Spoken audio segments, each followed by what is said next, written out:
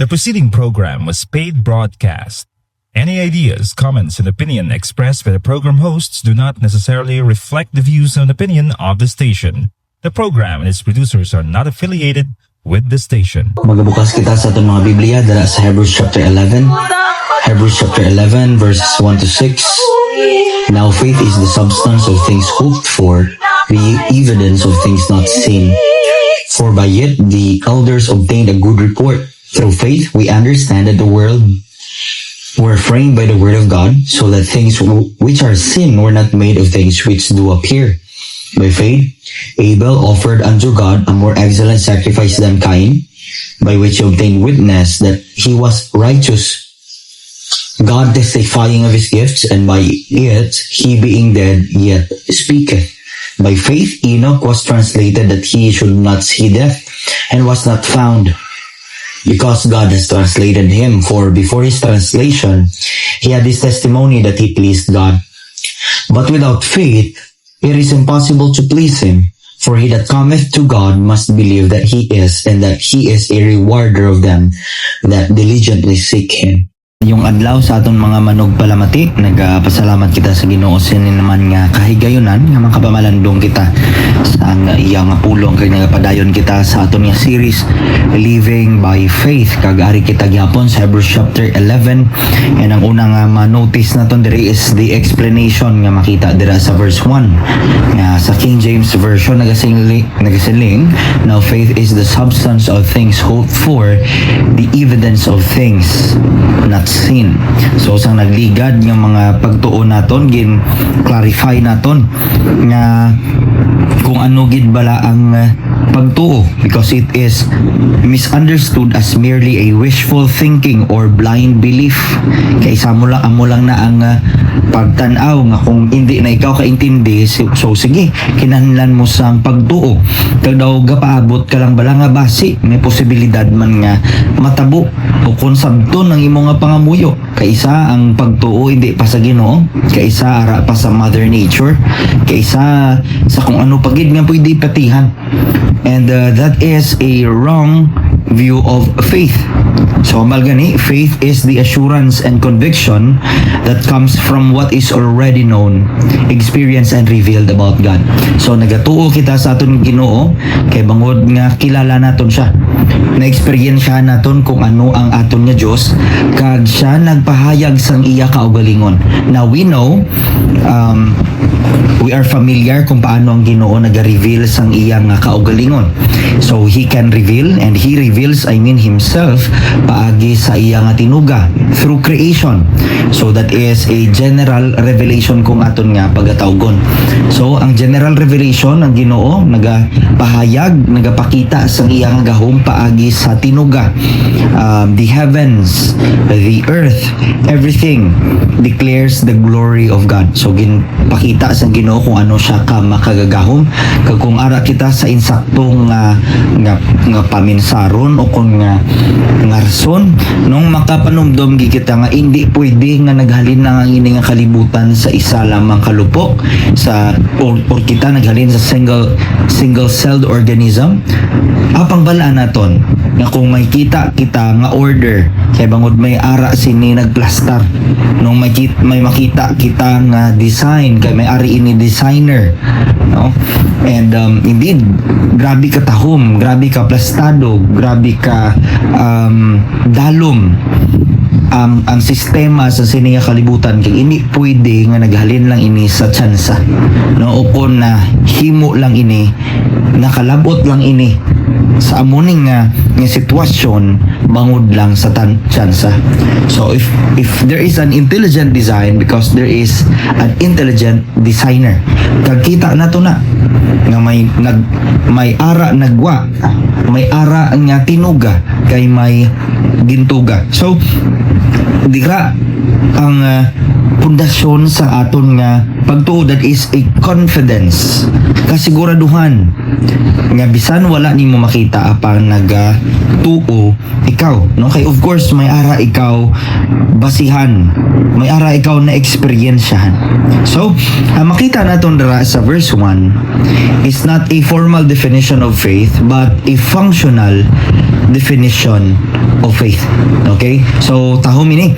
This is not a formal definition but a functional definition of what faith does. So, amo to ni kasiguraduhan, assurance, a confidence, substance, or reality. The reality of things hoped for. Now, ang Greek word sini is hypostasis, which literally means something that stands under as support. So, faith is the foundation upon which our hope rests. So, amo daw ni sa aton nga pag-alagad, sa aton nga pagsunod sa Ginoo, ang pagtuo amo ang nagasuporta, ang pundasyon sang tanan. Diri nagapahuway kag natukod ang tanan, ang kada hulag naton, ang kada desisyon naton, may it be is founded in faith.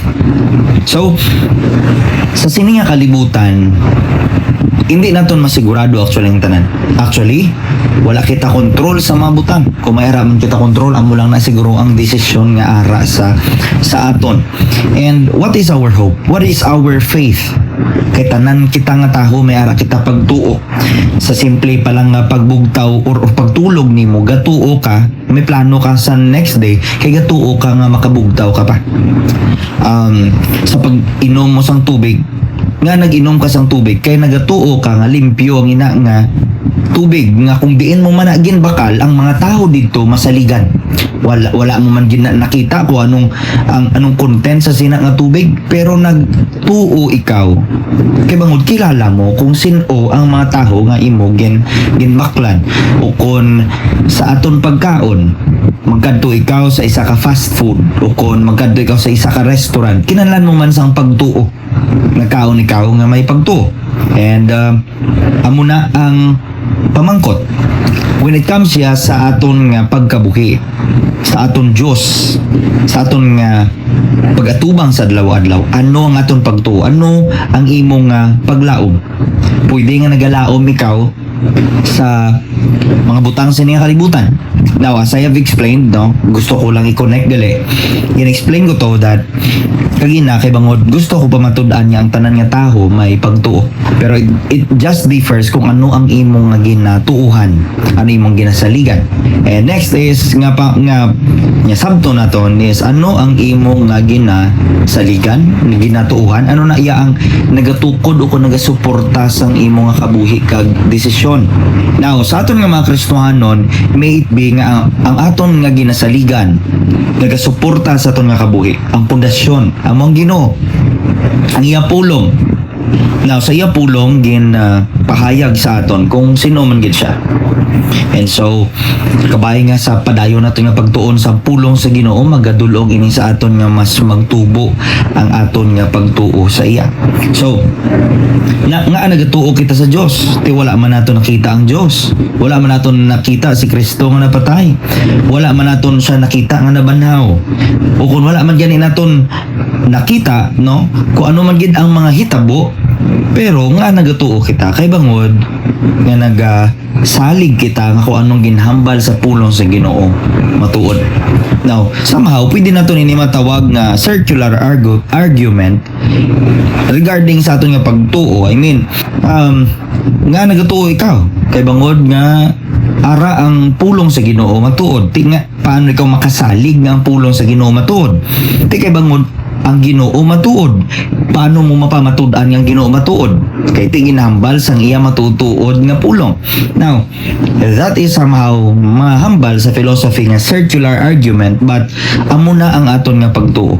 Napasad ini sa realidad kag sa character sa Ginoo that He is trustworthy, He is righteous, and He is faithful. Buot silingon, kung ginhambal na sang iya pulong that aligns with the character of God, nga wala siya nagabutig, wala siya nagpalapaw, kag matuod siya, kag matutom sa iya ni pulong. So ang ginatawag nga pagtuo is very important. Nagatuo kita sa Dios paagi sa iya pulong, paagi sa paglaygay kapag giya sang balaan nga espiritu dira nagatubo, nagaabot ang pagtuo. So, ano bala ka importante ang pagsalig o kung pagtuo sa Ginoo? Sa verse 6 ginambal dira, but without faith it is impossible to please God. Importante ang ginatawag nga pagtuo kay kung wala sini, hindi gid ya mahimaya o kung malipay ang Ginoo sa aton nga kabuhi. Amo ni ang maka hatag yuhom sa Ginoo. Kung ang isa ka makasasala, magtuo siya, magbuya siya sang iya pagtuo sa iya kaayo, sa iya nga binuhatan, sa iyang katutom, kag magsalig siya sa pagigugma sa Ginoo nga ang Dios nagapatawad, ang Dios nagigugma sa iya, kag willing gid siya nga baguhon. That pleases God. So, kung nagasalig gali kita sa Ginoo, if we have faith in God, that pleases God in a way nga siya ang gakabayaw, siya ang mapasidunggan, kag siya ang aton ginakabig nga matuod man gid nga Dios, nga maalam, makagagahom, nagahatag sa aton kinahanglanon, nagasabat sa aton mga pangamuyo, nagaluwas sa mga makasasala. Without faith, maldra, it is impossible to please God. Kung wala gali isang pagtuo sa aton nga kabuhi, hindi gid malipay ang Dios. Kay most likely napunan kita sang bugal, most likely napunan kita sang self-righteousness when it comes sa aton nga kaluwasan base ang ginatulok naton aton relihiyon, kay hindi ang Dios. Aton nga ginatan-aw ang aton nga binuhatan kag ang katutom, aton hinimuan kag hindi ang Dios. And so maldri, for he that cometh to God must believe that he is. Kung ikaw gusto mo magpalapit kag magkari sa Ginoo, kinahanglan nimo tuuhan kung sino man gid siya, and that he is a rewarder of them that diligently seek him. He is a rewarder. Naghatag sa sangbalos sa mga nagapangita sa hiya. So, sa sining nga pagpadayon naton, ang aton himuon, I have a lot of clarifications regarding sa ginatawag nga pagtuo. No? So, magapadayon kita in going through. Now, although ang aton nga pagtuon gyapon general, nga hindi naton pag-isa-isahon chronologically or shall I say sa kung paano ginplastar sang author, but ang himuon naton, we will study the descriptions of a man of faith. No, sa aton nga series kita na living by faith, amo ni ang gusto naton nga matabo, nga ikabuhi gid naton ang aton nga pagtuo. Because here the writer presents the idea of faith as a confident look on the future based on reliance on God's promises. Thus, true faith leads to trust, hope, and obedience. And obedience simply means faith in action. Ang isa ka taho nga matutuod nagtuo siya sa Ginoo, nagadulong ini sa pagsalig niya pagid sa paglaom kag pagtuman, and that is faith in action. Kita naton no sa kabuhi isang sining nga mga heroes of faith. Example diri si Abel, si Enoch, si Noah, si Abraham, si Jacob, si Joseph, no, and the list goes on and on. So ang aton himuon tan-awon naton kung paano nila ginkabuhi ang ilang nga pagtuo, not the other way around. Nga kumbaga nagtuman sila, so but silingon naluwas sila, no, but ang natabo is that nagtuo sila, naluwas sila, kag ang bunga sina amo ang pagtuman. So here are the descriptions of a man of faith. Ang una diri nga makita naton, a man of faith continues despite opposition. A man of faith continues despite opposition. Amo ning una nga description sang isa ka taho nga nagtuo sa Ginoo. So damo nga mga katawhan nagsiling sila nga ako nakakilala man ako sa Ginoo, nagatuo man ako sa iya, nag sinner's prayer man ako. Pero pwede naton bala mahambal ang ina nga taho matutuod man gid nga luwas kung nagbalik siya sa kalibutan kag instead nga magpadayon sa Ginoo pero nagpadayon siya sa iya nga sala. Sala bala si Apostol Pablo sang nagsiling siya, ipadayon bala kita sa sala kay ang bugay bugana. Indeed, ang grasya sa Ginoo bugana. Pero ang isa ka tawo nga nagtuo, nagsalig sa matutuod sa Ginoo, kamadri, continuous despite opposition. Nagapadayon siya bisan may nagakontra, nagapadayon siya even it means that he must do it alone. He must do it alone. So, ang isa ka-implo na ito dire si Noah.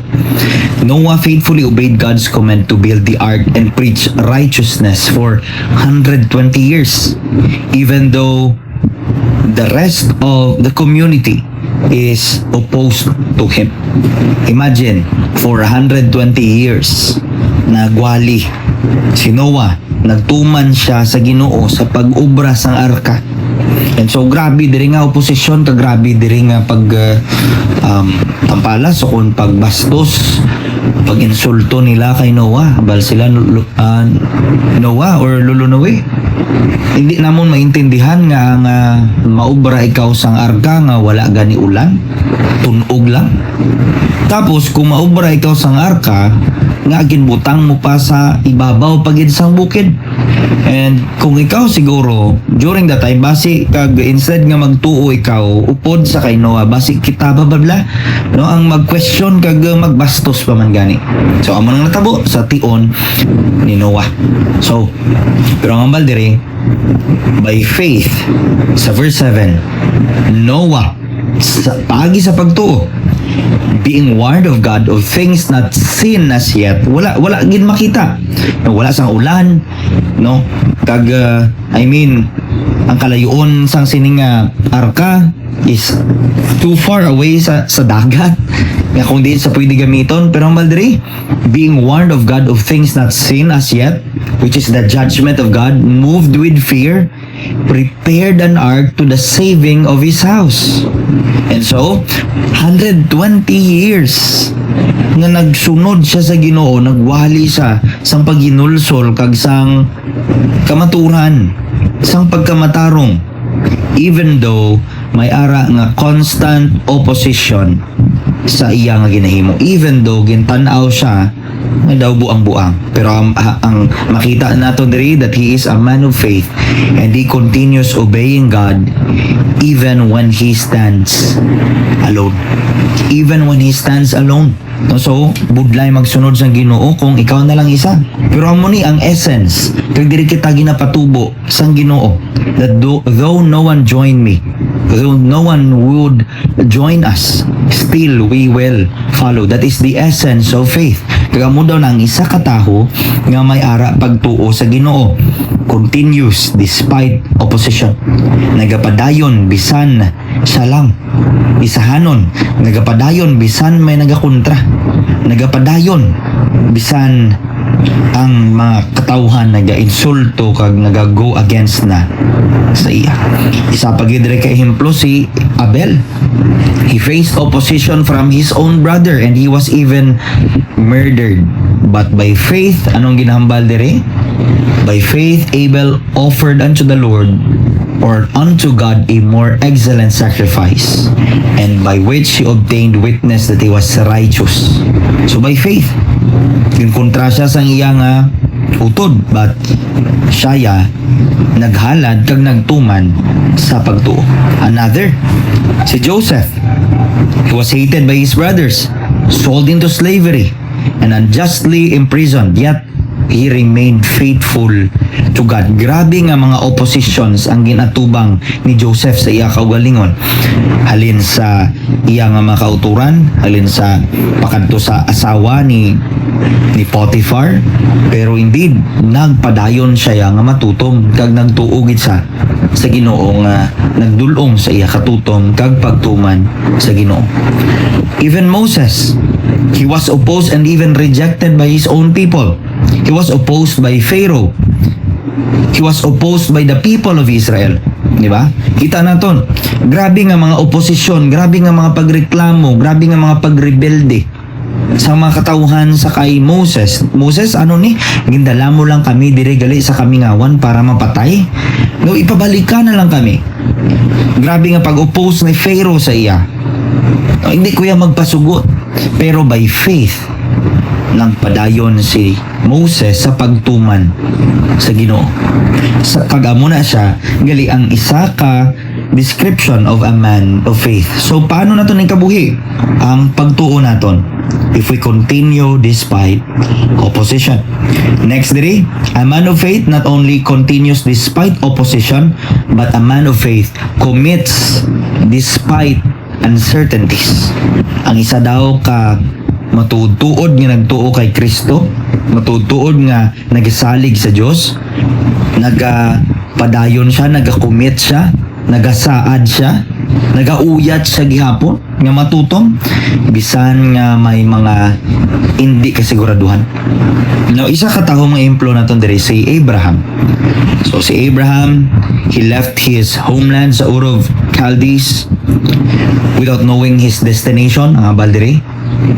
So sa verse 8, so Abraham, he was called to go out into place that he should after receive for an inheritance, obeyed, and he went out not knowing whither he went. So wala sa kabalo, ang iya destination is very uncertain, but he endured the uncertainties of the present by fixing on God's future reward and promises.